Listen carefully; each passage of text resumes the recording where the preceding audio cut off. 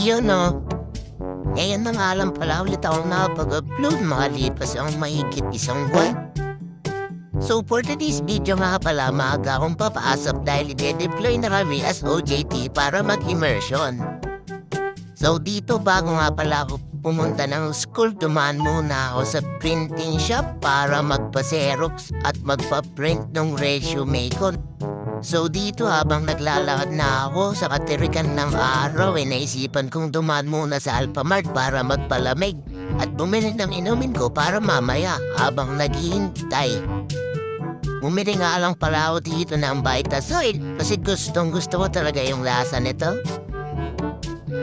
Fast forward na tayo guys, andito na nga pala ako sa school. Hinihintay ko lang yung teacher ko at iba kong kaklase na makakasama ko sa pag-immersionan ko.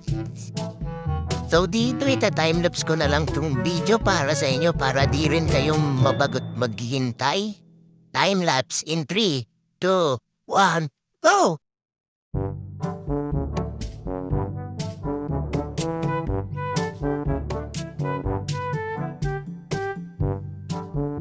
So ayun, kakarating nga lang pala nila dito, mahigit 15 minutes din ako naghintay dahil sabi ng teacher namin 10:30 daw ang call time.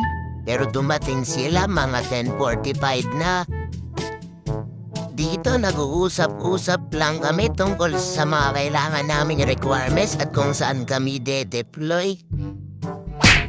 Dito inaabot na kami ng 12 ng tanghali kakahintay hanggang sa di na namin kinaya yung gutom namin kaya lumabas muna kami para bumili ng pananghalian namin.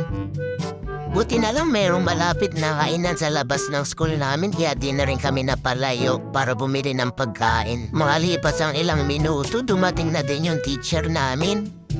So andito na nga pala ako sa tricycle papunta sa pagde-deployan sa amin.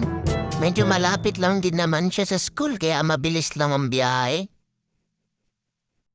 Nauna nga pala tong dalawang to dahil may motor pala sila. So andito na nga pala kami sa shop, kakarating lang namin.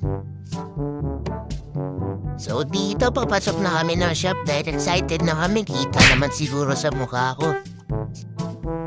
Di na din nga pala ako nakapag-video masyado sa loob ng shop dahil medyo na busy din kami dyan. Super fast forward nga tayo guys. Nandito na ako sa tricycle, pauwi na ng bahay. Masaya at nakaka-excite lang. At mabait din naman yung mga tao na nasa shop na kasama namin. So kung napapanood nyo man to ngayon, siguro pang 7th or 8th day na namin sa immersion. Medyo na busy lang talaga nung mga nakaraang araw kaya di ako nakakapag-upload at nakapag-edit. So yun lang, maraming salamat sa panonood. Yun lang yung araw. Bye-bye!